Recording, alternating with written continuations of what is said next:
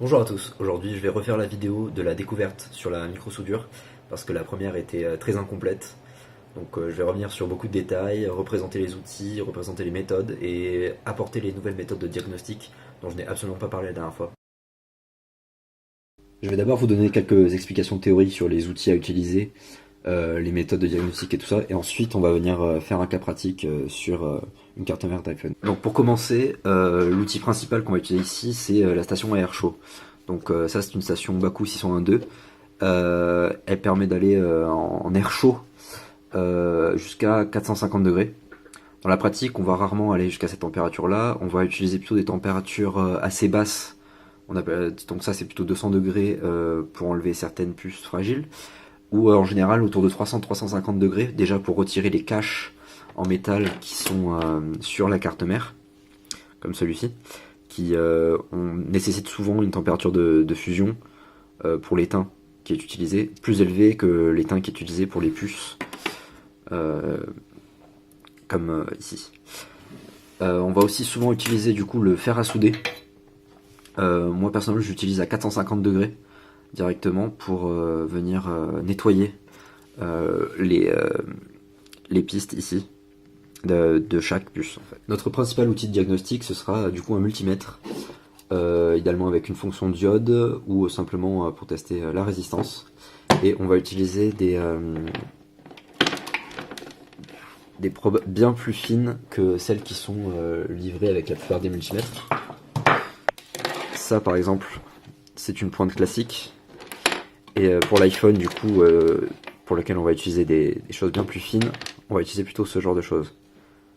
C'est assez important d'avoir des pointes fines, sinon dès qu'on va essayer de venir toucher quelque chose sur la carte mère, on va se retrouver à toucher plusieurs pistes en même temps et on ne pourra pas mesurer correctement. Ensuite il vous faudra utiliser un support pour carte mère. Donc le mien est un peu abîmé parce qu'il a du vécu, donc je l'ai retravaillé. Mais on peut installer assez facilement n'importe quelle carte mère d'iPhone dessus. Et elle est même adaptable pour certaines cartes mères, pour Samsung, etc. Ensuite en consommable, on va utiliser beaucoup de scotch. Ça c'est un scotch spécial qui permet de résister à des très hautes températures. Donc ce qu'on va faire c'est qu'on va l'appliquer par exemple sur une carte mère. Si on voulait retirer une puce en particulier, on va mettre du scotch tout autour de cette puce, sauf sur cette puce pour protéger les autres petites pièces comme les filtres, les condensateurs, les autres connecteurs et les autres puces. Parce que si on chauffe inutilement une pièce, on pourrait la dessouder et donc entraîner plus de complications sur le téléphone. Ensuite, on va utiliser beaucoup de flux. Donc c'est une pâte qui fond à température et qui permet d'avoir une diffusion thermique bien plus élevée sur les puces. Et en même temps, ça permet un peu de nettoyer et d'empêcher l'oxydation. Ensuite, on utilise la pâte à abraser. Donc en fait, c'est une pâte qui est composée de milliers de petites boules d'étain, qui est grise comme ça, et qui est du coup entourée d'un liquide qui est similaire à du flux. Et du coup, on l'a sous forme de pâte. Et lorsqu'on va la porter à très haute température, donc du coup des 300-350 degrés, les billes d'étain vont se reformer et le liquide va s'évaporer. Donc ça va reformer de l'étain classique comme qu'on est, comme celui-ci. On va utiliser aussi, bon, il y a là aussi de la pâte à braser en tube. Donc parfois ça peut être plus pratique si on veut l'appliquer plus précisément. Il existe aussi des tubes de flux en seringue pour appliquer vraiment sur la petite puce, ça peut être assez pratique. Et on va utiliser aussi une tresse à dessouder, donc en fait c'est une tresse en cuivre qu'on va utiliser sur la carte mère avec le fer à souder pour nettoyer les pistes. Donc typiquement ça n'a pas du tout été fait ici. Vous voyez, après une soudure, donc ici c'était il y a longtemps, donc la soudure avait été mal faite, donc on avait enlevé la puce. Et donc normalement on nettoie les billes d'étain ici. Ensuite on va souvent utiliser le scalpel. Déjà parce qu'il est très fin, donc parfois il permet de soulever une puce sur un bord et aussi de couper il y a de l'adhésif en fait souvent autour des puces pour qu'elles tiennent mieux sur la carte mère. Donc ça nous permet de couper à travers de façon assez précise. Donc on va aussi utiliser la pince à épiler. Des pinces à épiler assez fines, parfois avec les bouts tordus là, avec un certain angle, ou les pinces droites. Donc ça c'est pour manipuler les puces assez facilement sans les abîmer. Donc ça c'est des puces qui ont été dessoudées, là c'est une puce Mediatek, donc ça vient d'un téléphone Android. Donc ça, c'est les consommables et les petits outils indispensables en fait, si on veut faire quelque chose de propre. Une fois qu'une puce est dessoudée, en général, elle va être un petit peu en mauvais état. Et on pourra, donc une fois qu'elle sera nettoyée, on va utiliser ce qu'on appelle un pochoir, qui est en fait une grille avec des trous très fins, qui, une fois appliquée sur la puce, on va venir mettre du coup de la pâte à braser, en faible quantité, juste de quoi remplir les trous. Ensuite, on va racler très fort avec un outil style lame de rasoir ou n'importe quelle surface droite en fait. Et ensuite, on va venir appliquer de l'air chaud dessus. Ce qui fait que chaque bille, chaque morceau de pâte d'étain dans chaque trou va former une bille qui va venir parfaitement se coller donc sur ici un petit rond. Et ça va former des billes d'étain très propres en fait. Comme par exemple ici on peut le voir sur ça, c'est une clé USB qui permet de lire les nandes en fait de téléphone. On vient souder une nande ici et ensuite on peut lire la nande du téléphone sur l'ordinateur. Donc ici là les billes sont parfaitement rondes et techniquement c'est ce qu'on fait plutôt sur la puce qu'on va venir appliquer ici. On met pas les billes d'étain sur la carte mère directement. C'est bien plus simple de les avoir sur la puce et venir la mettre en place et on chauffe et ensuite elle va venir se coller comme il faut. À la place de la pâte à braser, on peut aussi utiliser les billes d'étain qui sont donc à chaque fois du diamètre spécifique à chaque puce. Donc ça peut aller de quasiment 1 mm à quelque chose de vraiment très très fin. Là on est sur 0,46 mm et je crois qu'on peut aller encore plus bas jusqu'à 250 microns. Et on va venir les mettre directement dans le pochoir, chaque bille individuellement. Et comme ça on est sûr qu'il n'y a pas d'excès d'étain quand on va venir faire la soudure. Un autre outil extrêmement utile, c'est le câble qui permet de venir se connecter directement sur la carte mère d'un iPhone à l'emplacement de la batterie, qu'on va brancher sur une alimentation. Et grâce à ça, on pourra savoir exactement combien de courant tire le téléphone. Donc par exemple, un téléphone qui au démarrage va tirer 3 ampères, il y a sûrement un court-circuit quelque part sur la carte mère qui tire un courant normal. Un courant normal de démarrage, bon bah on va plutôt être de l'ordre de l'ampère, voire un peu moins. Et au contraire, un téléphone qui va tirer 10-4 ampères, eh bien il y aura sûrement un problème, et ça concernera sûrement le circuit d'alimentation. Donc c'est une autre façon de diagnostiquer assez rapidement certains problèmes sur les téléphones. Donc maintenant je vais vous montrer un peu comment diagnostiquer une carte mère. Donc par exemple, quand une carte mère a un souci un peu inconnu, par exemple elle ne démarre pas, ou quelque chose comme ça, déjà bien sûr on va changer la batterie. Si on voit qu'il n'y a pas d'affichage, eh bien on va tester un écran qui fonctionne absolument, dont on est sûr. Dès qu'il y a un souci lié, par exemple la caméra ne fonctionne pas, eh bien on va tester une caméra qui marche. Il faut que avant qu'on soit sur le point d'opérer la carte mère, il faut vraiment que on ait écarté tous les problèmes matériels qui se changent facilement. Donc chaque pièce qui se change facilement, on va l'essayer. Quitte à parfois sortir la carte mère de son châssis et venir l'essayer dans le châssis, d'un châssis fonctionnel, avec que des pièces neuves autour ou d'occasion qui fonctionnent, et ainsi éliminer vraiment tous les problèmes. Donc pour un téléphone qui a pris l'eau, la première chose à faire, c'est de regarder quels endroits sont oxydés. Donc vraiment, on ouvre le téléphone, on regarde où est-ce qu'il reste de l'eau, et à la rigueur, si on peut le noter quelque part, prendre une photo, quelque chose comme ça, on le fait. Ensuite, il faut absolument débrancher la batterie en premier. S'il y a encore le moindre courant dans le téléphone, eh bien l'oxydation va s'accentuer, et on pourrait vraiment détruire le téléphone. Ensuite, si il y a vraiment plus d'eau liquide dans le téléphone, bien sûr on débranche la batterie, et on va venir chercher pour des traces d'oxydation, comme celle-ci. Donc par exemple, ce sera un peu vert, parfois ça peut être bleu, et on va venir voir exactement qu'est-ce qui ne va pas. Donc l'erreur classique, c'est de proposer au client une désoxydation. Sauf que en faisant ça, on fait disparaître toutes les traces d'oxydation. Donc c'est bien beau, parfois, dans la minorité des cas, ça résout le problème. Or, si on veut venir faire une réparation qui sera vraiment propre, il faut savoir exactement où le téléphone a été oxydé. Donc si un client fait désoxyder son téléphone et donc sa carte mère, que la désoxydation ne fonctionne pas, et que le téléphone ne démarre toujours pas, eh bien il va l'amener chez un réparateur de carte mère, et le réparateur de carte mère va passer un temps fou à chercher quel endroit est oxydé. Donc par exemple, sur le reste de cette carte mère, il n'y a aucune autre trace d'oxydation. L'eau n'a attaqué vraiment que cet endroit-là. Donc pourquoi j'irais me concentrer sur la partie du connecteur de charge ou sur la CPU ou sur la NAND alors que l'oxydation est vraiment localisée à cet endroit-là.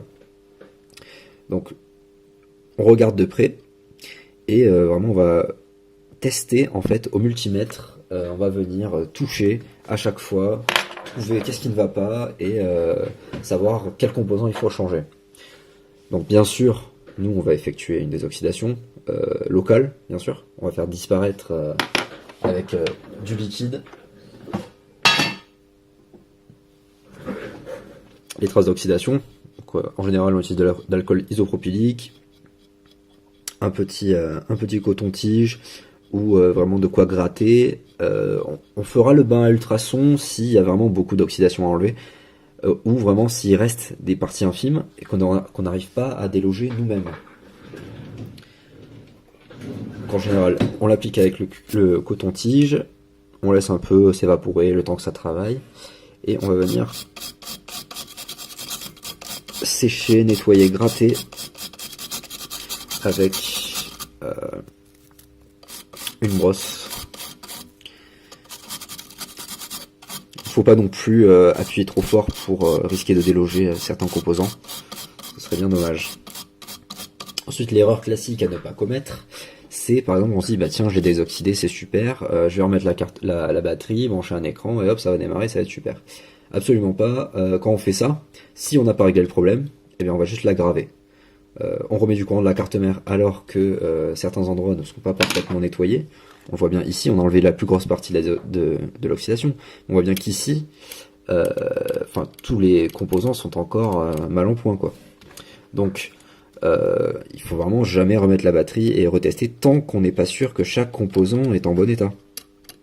Donc, idéalement, ce qu'on va faire, c'est que on va prendre les schémas et on va vérifier que tout se passe bien. Par exemple, si un condensateur est passant alors qu'il ne devrait pas l'être, on va penser à changer ce condensateur. Avant de changer quelconque puce sur la carte mère, comme celle-ci, il faut vraiment s'assurer que ce ne soit pas simplement un condensateur ou un filtre qui est cramé, car ils sont bien moins chers, bien moins longs à changer. Donc on va s'occuper de ça en premier, puis les connecteurs, et puis enfin on va tester vraiment les puces en soi, qui sont un peu plus longues à changer. Parfois on ne peut pas les swapper, comme un baseband ou une CPU, comme je le disais tout à l'heure. Donc vraiment la partie diagnostic est vraiment la partie la plus importante. Souvent on peut s'affranchir de souder pendant des heures si on trouve exactement, par exemple ici, il est fort probable en testant avec un multimètre que la plupart des filtres condensateurs ici soient cramés, qu'il faille les changer. Il y a cette zone aussi qui semble très mal en point, mais le connecteur en soi, il ne sera pas à changer. Il est très probable qu'il soit parfaitement en bon état. Ce qu'on va faire aussi, c'est qu'on va aller avec les schémas sur ordinateur, vérifier par exemple en sortie ici, où est-ce que sur la carte mère il est connecté, et on va regarder est-ce que le courant passe entre ici, et imaginons qu'il soit connecté à cette entrée ici, est-ce que de là à là, en passant par la carte mère, il n'y a aucun souci et que tout se passe bien.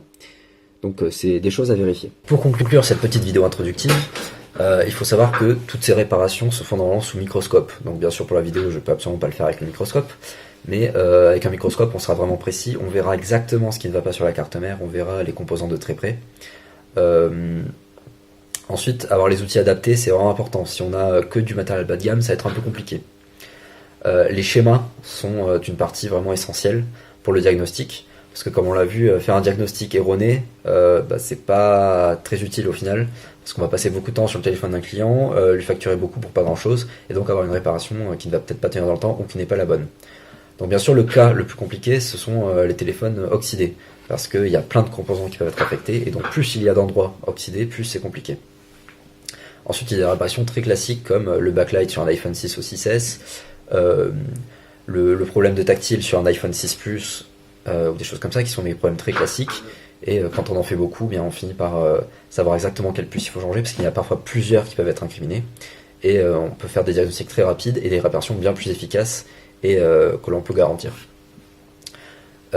Ensuite, avant de jeter n'importe quel téléphone à la poubelle, Il faut se dire, si on a testé un écran neuf, on a testé une batterie neuve, on a testé un chargeur neuf, tout, et que le téléphone ne réagit pas, il ne se passe rien, on l'amène bien sûr chez un réparateur qui fait ce genre de réparation, et parfois effectivement le devis va être très très cher. On va dire par exemple 50 euros parce qu'il y a le backlight à changer et le composant U2 qui gère la charge, donc ça fait beaucoup.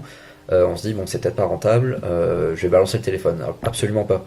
Le téléphone, il vaut mieux soit le donner ou le vendre au réparateur, qui lui va récupérer les quelques pièces saines du téléphone pour les utiliser sur des téléphones neufs. Parce qu'il y a certaines puces qui sont plus compliquées à obtenir.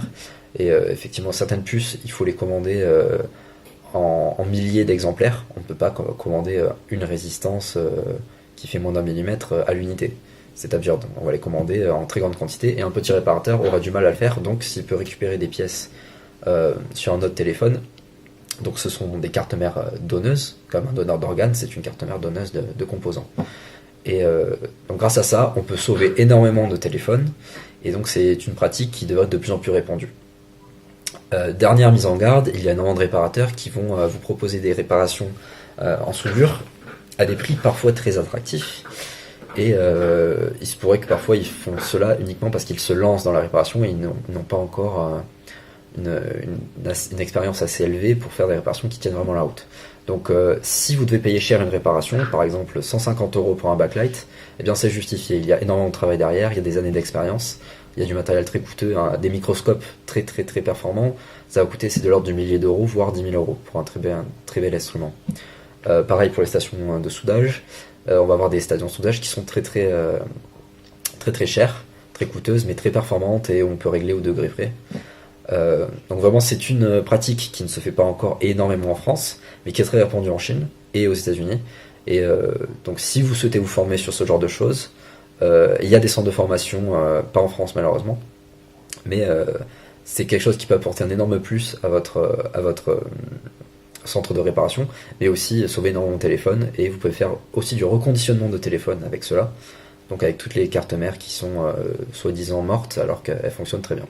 Bien sûr, ce principe s'applique à tous les téléphones, comme les téléphones, les Samsung, les Huawei, les OnePlus, ça s'applique à tous les téléphones. Donc voilà, merci d'avoir regardé, et si vous avez la moindre question, n'hésitez pas à me contacter.